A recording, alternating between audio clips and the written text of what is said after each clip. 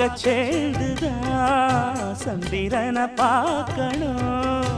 உண்டான ஏக்கத்தை ரெண்டு பேரும் தீர்க்கணும்.